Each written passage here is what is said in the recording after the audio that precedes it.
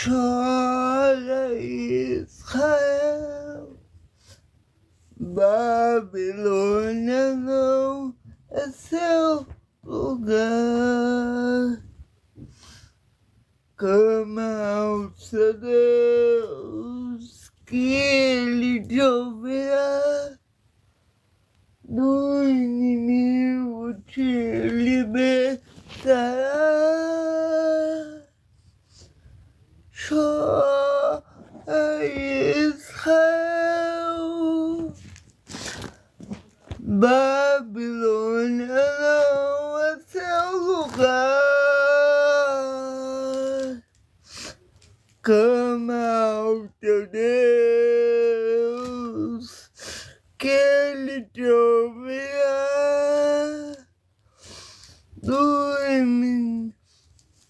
Do inimigo te libertará.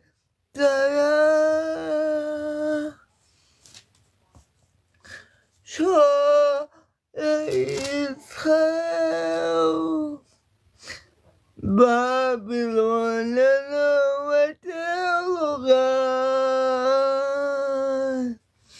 Clama ao teu Deus, que Ele te ouvirá. Do inimigo te libertará.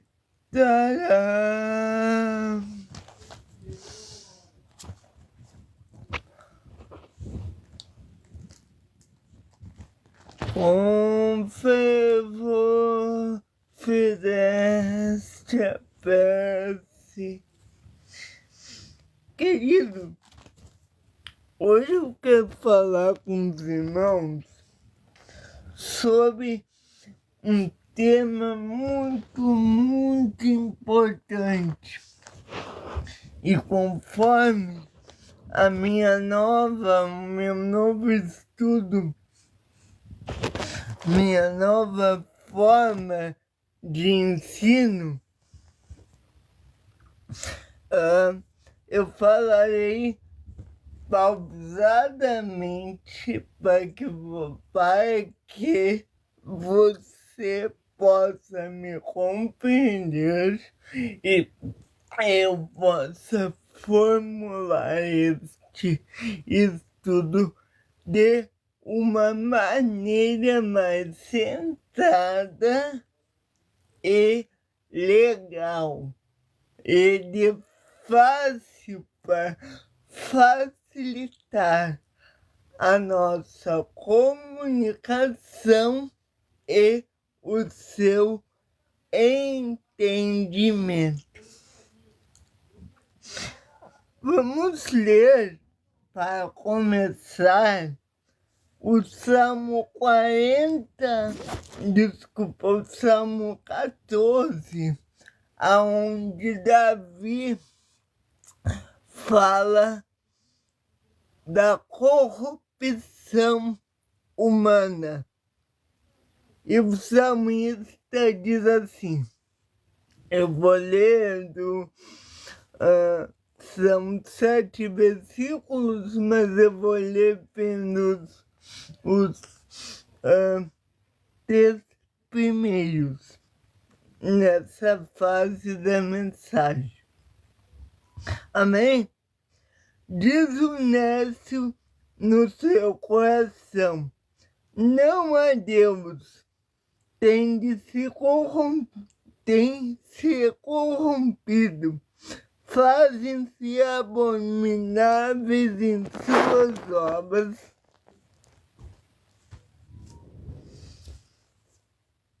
Não há ninguém que faça bem. O Senhor olhou desde os céus para os filhos dos homens. Se havia alguém que tivesse entendimento e buscasse a Deus, desviaram-se todos e juntamente se fizeram imundos. Não há quem faça bem, não há nenhum, não há não as querem. Querido Deus, usa-me, Senhor, como um canal de bênção para levar a Tua palavra e me ajude que possamos estar em comunhão contigo. Que o Senhor possa fazer com que o Espírito ilumine a nossa compreensão e o nosso discernimento. Nos ajude na nossa incredulidade e assim oramos em nome de Cristo Jesus. Amém. O tema que eu quero falar hoje é a tolice do ateísmo e o sofrimento. Ou melhor, será que a luz do sofrimento,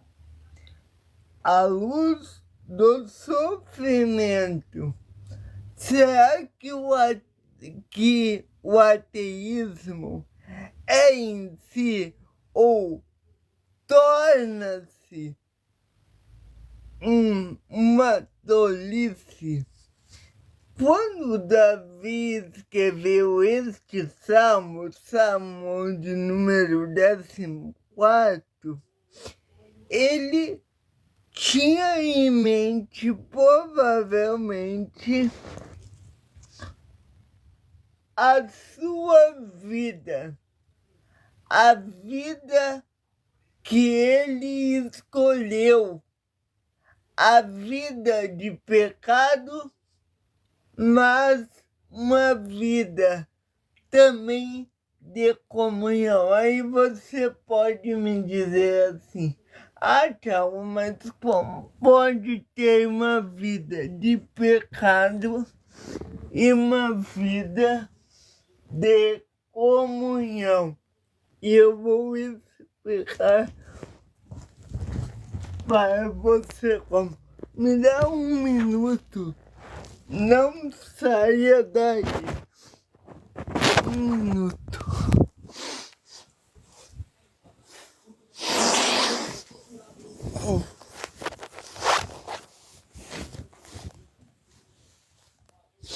Me dá um minuto.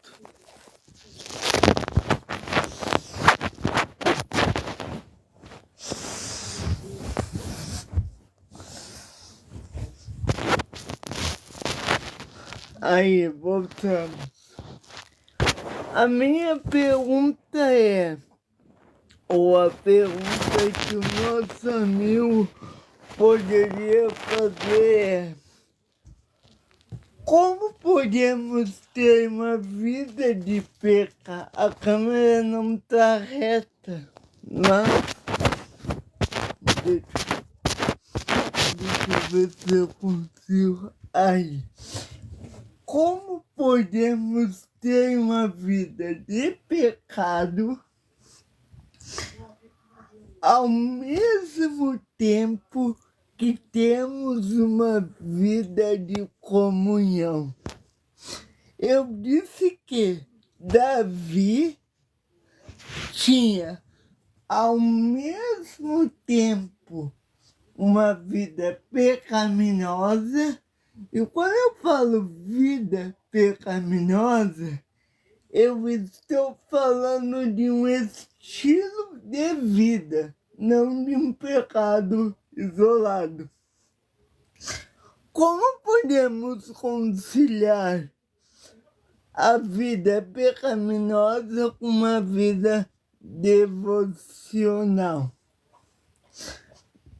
Veja, todo sofrimento, ou melhor, todo ateísmo vem por conta de um sofrimento. Todo. Eu não conheço ninguém ainda, e acho que nem conhecerei, que se tornou ateu porque estava tudo bem. todo sofrimento vem por causa de um acontecimento cruel que ele vivenciou ou que pessoas próximas a ele vivenciou e ele presenciou este sofrimento. Daí nós podemos dizer assim, mas os ateus podem dizer em sua defesa, isso não é verdade, a gente tem a ciência que nos colabora, a gente tem muitos estudos que dizem hoje que Deus não existe, que isso é uma improbabilidade. Aí eu pergunto para essas pessoas, mas como você lida com a questão de ter um vazio existencial dentro de você? E o salmista, a saber, Davi, tem esta indagação, este questionamento que o nécio, ou seja, a pessoa que não acredita em Deus, ela é um nécio, ou seja, ela é uma tola, segundo Davi. Agora, antes de continuar, vamos à etimologia desta palavra e eu vou discutir essa tolice, se realmente é uma tolice. Mas vamos aí, convido os caros irmãos a uma etimologia da palavra. Na língua grega, a palavra teísmo, ou teísta, é uma pessoa que acredita em Deus. É uma pessoa que tem uma fé, isso é um teísta. O prefixo a, ele é um prefixo de negação, né? Então, quando tu vê numa palavra alguma coisa, tu vai ver que aquilo está negando, o A está negando o termo que vem a seguir. Então, ateísmo seria não Deus, ou não fé, ou não religião, né? Ateísmo, né? É aquele homem que não busca Deus. E é justamente isso que Davi nos ensina no Salmo 14. Aquele que diz que não existe, que não há Deus, que não busca Deus. Mas a minha pergunta é, todo ateu, ele é depravado? Porque, veja só, na mesma sentença que Davi diz que o nécio diz que não há Deus no seu coração, não na sentença seguinte, mas na mesma sentença, Davi diz assim, não há Deus. Na sentença seguinte, mas uma colada na outra, ele dá uma sentença. O nécio diz não há Deus. Primeira sentença. Segunda sentença, que tem a ver com a primeira, ele diz assim, tem-se corrompido. Ou seja, Davi, na cabeça de Davi, todo ateu, ou seja, todo negador de Deus, Davi diz que é um corrupto. E isso a gente vê claramente quando Paulo diz da degeneração da espécie humana, lá em Romanos capítulo 13 e Romanos capítulo 7, porque justamente o homem desobedeceu a Deus porque ele queria negar a Deus. Ele queria desfazer a sua relação com Deus em entendimento, ou melhor, ele queria ter as suas paixões atendidas em detrimento da vontade soberana de Deus. Então, isso aqui é um problema desde o Éden, certo? Agora, a minha pergunta hoje, a gente já falamos demasiadamente sobre isso aqui no canal, mas a minha pergunta hoje é, e presta atenção na pergunta, todo ateu, ou seja, todo negador de Deus, é um depravado? Simplesmente porque eu digo que não existe Deus, eu não, tá? Mas os ateus que dizem que não existe Deus, estes seres são depravados? Bom, tomando o Novo Testamento como base para a resolução dessa questão, podemos dizer que sim. Agora, eu conheço ateus que praticam o bem. Só que Paulo diz que as nossas obras são tábuas de imundícia. Mas calma lá, eu não estou querendo aqui jogar pedra em ninguém, eu estou querendo aqui dizer que o ateísmo, ele tem uma base legítima. Qual é essa base legítima? O sofrimento. Por quê? Porque como existe um Deus, é questão da teodiceia, né? O problema do mal. Como podemos conciliar Deus com tanto mal do mundo? Ou como podemos, que nem o Dr. Silva uma vez falou, como podemos conciliar, conjugar na mesma fase criança e leucemia ou criança e câncer? Como podemos fazer isso no mundo onde é pecado, que nem João falou na sua primeira carta, que Deus é bom e soberano? Das duas formas, das duas uma, ou Deus é bom ou Deus é soberano. Porque se Deus é bom, ele não tem todo o poder.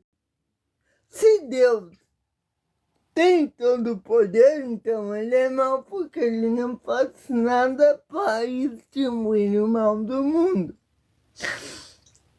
Só que a Escritura, ela define, ela coloca Deus como bom e como soberano.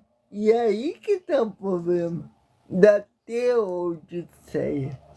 E existem teodiceias sobre várias áreas da vida.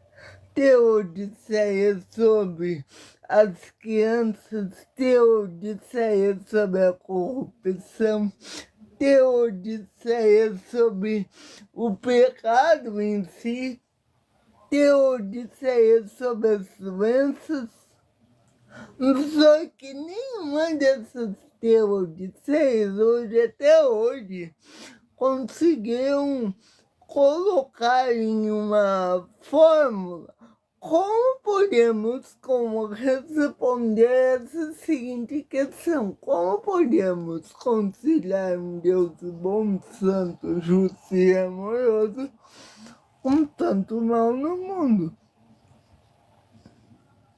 Então, o que Davi diz aqui é que este homem, ele está birrado com Deus. Só que tem uma coisa também. Davi, ele diz assim, o homem diz não a Deus.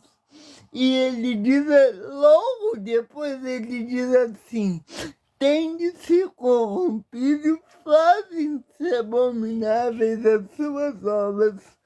Não há ninguém que faça o bem. Então, eu quero, por um minuto, toda a sua atenção. Larga o celular, eu quero por um minuto. O celular não, porque tu tá me ouvindo. Mas larga tudo que você estiver fazendo e me dê um minuto da sua atenção. Preste atenção que eu acrescento no primeiro verso do Salmo. Eu nem fui pro Salmo 84 ainda, tá? Olha só, Salmo 14. Davi, ele diz o seguinte, me dizem aí, o áudio tá chegando bem, por gentileza, obrigado. Ele diz que existe uma problemática aqui. Qual é a problemática? Primeiro, o homem diz que não existe Deus. Só que, segundo as Escrituras, Deus é santo, poderoso, bondoso e glorioso. Então, santidade, bondade, glorificação e santidade. Essas três classes, tá? Santidade, bondade, glorificação e amorosidade. E aí, Davi diz que este mesmo ser chamado homem, que diz que não existe Deus, que não existe Deus, que nega Deus, ele é um corrupto, um ladrão, um homem que não tem santidade, que não é santo, e um homem que está condenado. Então, como um homem ser inferior a Deus pode dizer que não existe se ele não tem as qualidades que este ser que ele nega tem? O problema dos homens é que as obras são abomináveis e eles tentam negar um Deus soberano e bom com as suas obras, com o mal do mundo. Por quê? Porque o homem julga a Deus não a partir da régua da eternidade. Não. O homem julga Deus a partir da régua da moralidade falível da sua mortalidade. Ou seja, o homem que julga Deus a partir da sua falsa moralidade mortal, que não é eterna, julga Deus a partir dessa moralidade falível mortal a uma moralidade infalível e eterna. É disso que se trata. O homem tenta quantificar e qualificar Deus dentro da sua caixa. É bem aquela coisa, né, que diz que o homem quer ler a escritura e acha que Deus tem que fazer só daquela forma que está ali e coloca Deus numa caixinha, né? Então, Deus, ele tem que, por exemplo, Dom de Línguas, Deus, ele tem que revelar Dom de Línguas em 2 pessoas no máximo, 3 em sequência que tem que haver intérprete. E de fato Deus disse isso para Paulo e a sua palavra é infalível. Só estou dando um exemplo. Mas se Deus falar, dar o dom de línguas a uma pessoa que não tem intérprete e que não é 2 ou 3 em sequência, Deus pode fazer isso. Agora, o homem quer julgar a Deus a partir da sua caixinha falível, limitada, e acha que ele pode dominar e comandar todo o plano espiritual. E veja, eu só dei um exemplo. Claro que esse assunto do dom de línguas é muito mais abrangente e a gente não está tratando disso agora. É só um exemplo. Tem vídeo aqui no canal sobre o dom de línguas. Vai lá se você quiser. Mas o ponto aqui é, que foi só um exemplo, o ponto aqui é, nós não podemos limitar a Deus numa caixinha. Agora vamos lá. Aquele homem que diz que não há Deus é falível, corrupto e não faz o bem. E Deus é santo, infalível, e ele não é que ele tem que ele faça, mas ele é todo o bem.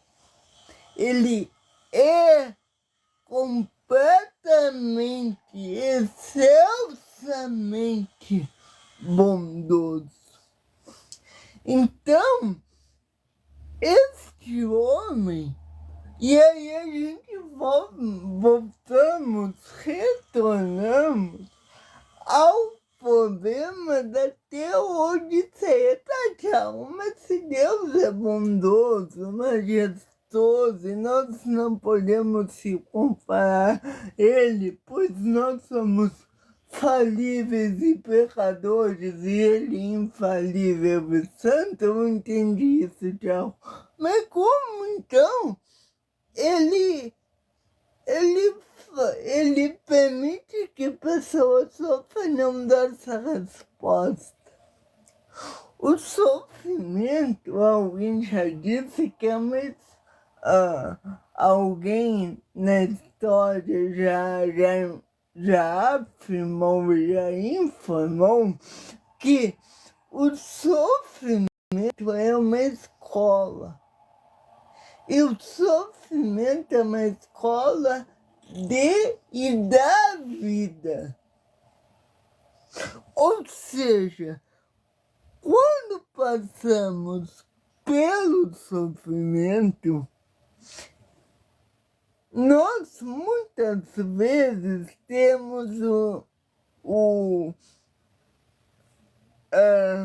somos inclinados, temos a inclinação a nos tornar ateus, justamente por colocar nos ombros de Deus a responsabilidade do nosso sofrimento.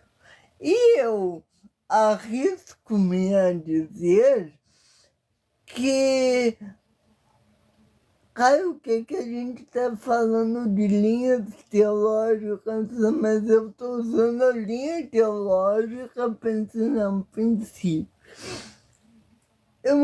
Eu arrisco-me a dizer que pessoas que são arminianas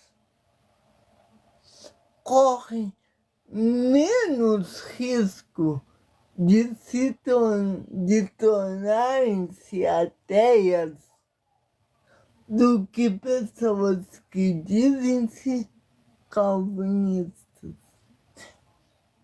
Pois o arminianismo diz que o homem tem a liberdade de escolher todas as coisas. Já o calvinismo diz que Deus é soberano e que ele que escreve e guia a história conforme a sua perfeita e soberana vontade. Então, como nós podemos colocar esta qualificação de um Deus bom e soberano com sofrimento? Certa vez eu estava vendo um filme, acredito que não é Deus está morto, não está morto. É um outro filme que é parecido com Deus Não Está Morto, agora eu não vou me lembrar o nome, eu deixo na descrição.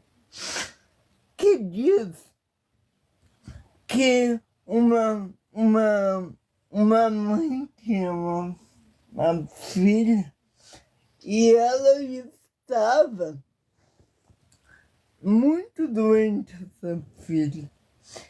E o marido dela morreu, o marido da mãe, pai da criança, e elas foram morar na rua.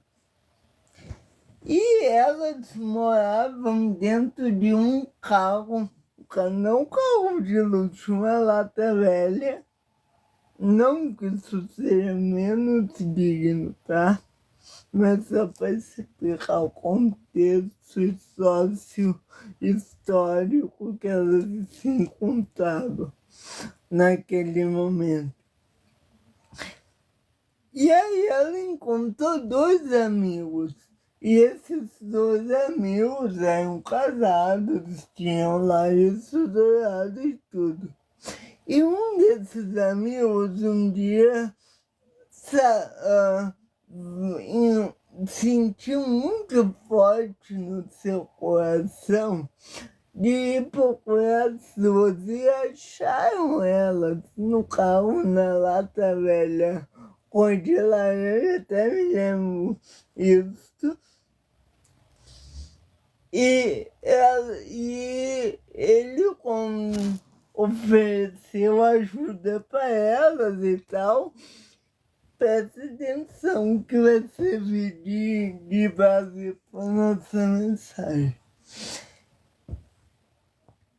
E aí, a mãe da menina disse que estava chovendo e eles estavam conversando ali na chuva, ela dentro do carro, ele fora com guarda-chuva. E aí, conversa bem, ela disse assim pro cara: não é porque eu tô na rua com chuva, numa lata velha, que eu sou uma mãe má. Eu cuido muito bem da minha filha. E ele disse para ela: eu nunca pensei que você era uma mãe má, mas eu quero ajudá-la. E aí ela, com certa relutância e com o incentivo da filha, A filha disse, mãe, eu quero dormir numa cama quentinha e tal. E aí ela aceitou. Só que aquele cara, ele disse que queria ficar na casa de um amigo. Preste atenção. E este cara, ele mentiu, ele não tinha nenhum amigo. E este cara, ela tinha muito medo de dormir com homens dentro de uma casa. E o que ele fez? Ele levou ela para a casa dele e deixou elas lá e com a desculpa de ir para a casa desse amigo, ele foi e estava chovendo, como eu disse, ele foi dormir, sabe onde?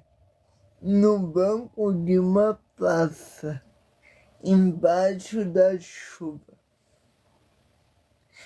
para deixar aquela mãe e aquela criança dormirem no seu apartamento, acolhidas, aconchegadas. Isto é o verdadeiro espírito cristão. E aí, depois, é claro que ele ficou mal, né? Até um médico que atendeu ele, porque ele estava numa fase terminal, a gente descobriu isso depois. E ele, aquela dormida na chuva, aquela noite fria, piorou o estado dele. E depois disso ele foi internado e veio e faleceu. E o médico, cujo era ateu, disse assim, mesmo com câncer e perigo de morte, você decidiu dormir na rua numa noite fria e chuvosa. E aí ele só sorriu. Não me lembro bem as palavras, mas ele sorriu e disse assim, eu fiz isso para o bem. E o que a gente... E depois ela, tanto a mãe quanto a filha, que se apegou demais a ele, porque ele foi uma espécie de salvação, de salvador para elas as duas, tanto a filha quanto a mãe choraram muito. Depois procure no YouTube, Deus Não Está Morto 2, eu acho que é esse o filme. Não é Deus Está Morto. É um outro filme. Depois eu deixo aqui na descrição. E aquele homem ensinou o espírito cristão. A minha pergunta é: como podemos dizer que não existe Deus? E a reflexão que eu faço é: o que está escrito neste salmo é verdadeiro. Não há Deus, diz o Nelson no seu coração, não há Deus, não há ninguém que faça bem. E aí o verso 3, não há quem faça bem. Ele repete isso, né? Salmo 14, verso 1, parte C, não há ninguém que faça bem. Salmo 14, verso 1, parte C, não há ninguém que faça bem. Salmo 14, verso Terceiro, parte C diz: não há ninguém, não há quem faça bem enriquecendo. Não há sequer um. E aí, a minha pergunta é: como podemos conciliar este ensino das Escrituras, que é repetido em Romanos capítulo 3 e Romanos capítulo 7, que não há nenhum justo sequer, com a história que eu acabei de narrar para você? Perceba, aquele homem que dormiu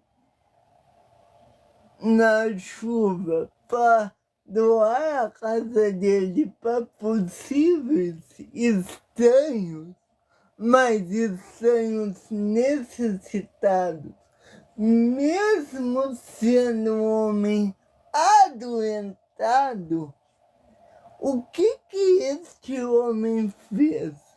Você acha que este homem fez aquilo simplesmente por uma empatia humana? Por uma empatia falível? Porque a Escritura diz que não há ninguém que faça bem. Então, até a empatia eu usei humana, mas ela não é humana. Ela é sobre-humana, ela é sobrenatural. E este homem, assim como tantos outros, usam dessa empatia sobrenatural para fazer o bem, pois por si mesmo jamais fariam. Então, a resposta ao ateísmo é esta: não há ninguém que faça bem. Mas a pergunta que fica é: como podemos conciliar o sofrimento humano com uma com tanto mal no mundo? E a resposta para essa questão, meus amigos, é a seguinte. E aí eu vou falar melhor sobre isso na próxima aula, que é a seguinte: o homem corrompeu-se. Não é culpa de Deus o sofrimento. Mas aí tu pode dizer assim: Tchau, mas então Deus ele não é soberano. Deus é soberano. Deus é soberano.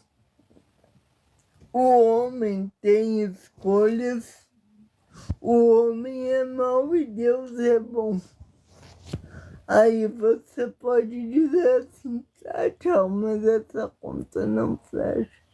E aí que nós entramos no problema da teodiceia, que é como podemos conciliar um Deus bom, poderoso e justo com tanto mal no mundo. E a pergunta que eu digo sempre é justamente a ilustração do filme. Como podemos conjugar criança e doença na mesma fase com Deus justo, soberano e bom? Porque Deus, ele não é um Papai Noel, ele não é o coelhinho da Páscoa, não. Deus é o onipotente Senhor e Salvador de nossas vidas. Ele é o príncipe da paz, como diz em Isaías 9:6. Mas, mesmo assim, este sofrimento, ele um dia terá fim. E aí, o verso texto, Salmo 14, continuando na leitura, diz assim: desviaram-se todos e juntamente se fizeram imundos. Não há quem faça bem, nem sequer. E aí ele continua dizendo no verso 4: não tenham conhecimento os que praticaram a iniquidade, os quais comem o meu povo como comessem pão e não invocam ao Senhor. Então ele está dizendo: aqueles que são ateus, aqueles que dizem que eu não existo, sacrificam o meu povo, julgam e maltratam o meu povo. E ele diz: como comessem pão, não invocam ao Senhor. Ou seja, ele está dizendo que mesmo na riqueza, mesmo Deus dando a eles todas as coisas, eles não o invocam. Porque a soberba é tão grande que eles não reconhecem que é a mão protetora de Deus que dá a eles o alimento. E no verso 5 ele continua: ali se acharam em grande pavor, porque Deus está na geração dos justos. Deus, ele não tem compromisso com os ímpios, mas com os justos.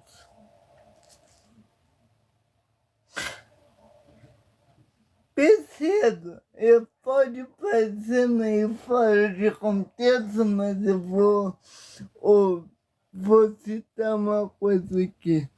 Hernandes Dias Lopes disse certa vez que Deus não tem compromisso com a palavra do pregador, com a palavra proferida durante a exposição da palavra de Deus. Não, Deus, ele tem compromisso sim com a sua palavra.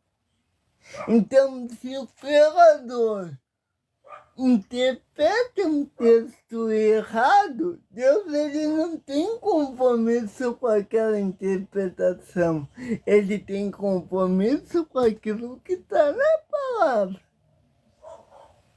E aí ele diz que esta geração perversa enche de pavor os que estão na geração dos justos.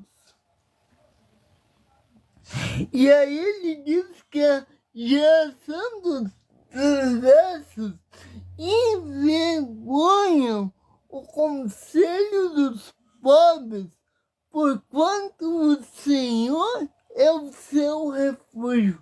Aqueles que blasfemam o nome do Senhor e esquecem, estão fazendo mal aos pobres, fazendo mal aos filhos de Deus. Porque ele diz: quando vocês não fizeram a um desses meus pequeninos irmãos, a mim não o fizeram. Então, aqueles que envergonham os pobres, envergonham a Deus e serão julgados por isso. E aí é justo que Deus não os mande pro lago de fogo. Não é. Deus os mandará. E olha o que ele diz para consolar os que acreditam nele. Ele diz, se desse eu tiver vindo a redenção de Israel, quando o Senhor fizer voltar os cativos do seu povo, se regozijará Jacó e se alegrará Israel. Israel e Jacó são nomes do mesmo homem. Ou seja, o que Deus ele está dizendo é que um dia ele justificará os fiéis, honrará os seus eleitos. Mas a pergunta continua. E aqueles que querem ter fé não conseguem? Porque um pai que foi buscar a cura do filho disse, Senhor, eu não sei que eu não creio, mas, ou eu quero crer, mas não tenho toda a fé, então ajuda-me na minha incredulidade. Esta é a bênção, porque Deus, você pode não querer, mas se você quiser acreditar, Deus o ajudará. Uma vez o Rodrigo Silva, num podcast Inteligência Limitada, conversando com Pirula, ele disse que se tem uma oração que você pode fazer, Senhor, que exista. Porque até você tem que confessar que se Deus existe, isso é muito bom. Mas a pergunta ainda continua. Senhor,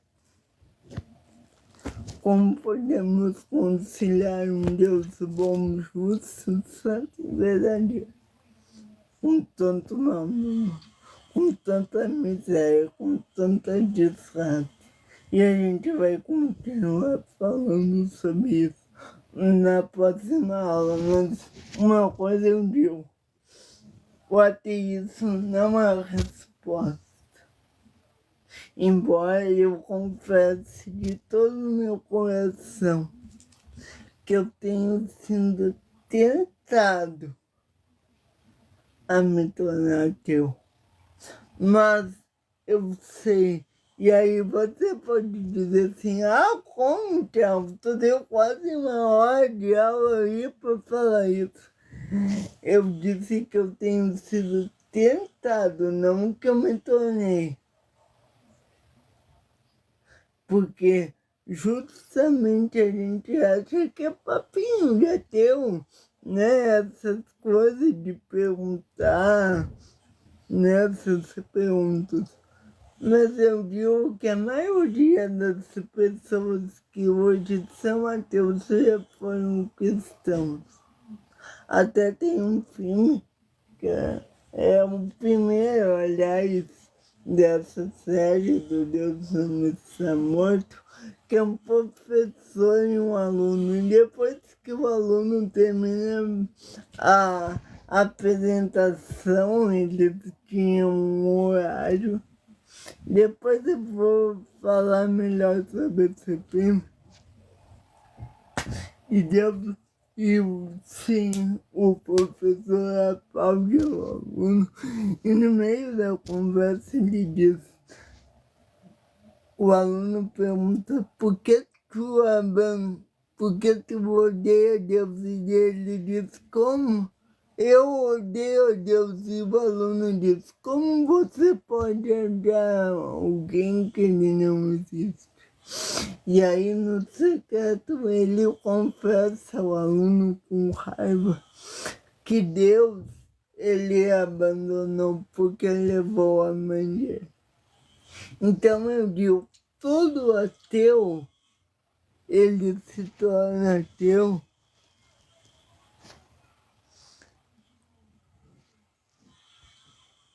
também por essa possível rejeição. E a gente vai falar sobre esses dois filmes, sobre o Salmo 84 ao ano que vem, tá bem? Que Deus abençoe. Deixa eu só frisar isso. Ateísmo não é uma resposta para o sofrimento. E aí a gente vai, no ano que vem, conseguir falar melhor sobre isso. Que Deus abençoe todos. Amém.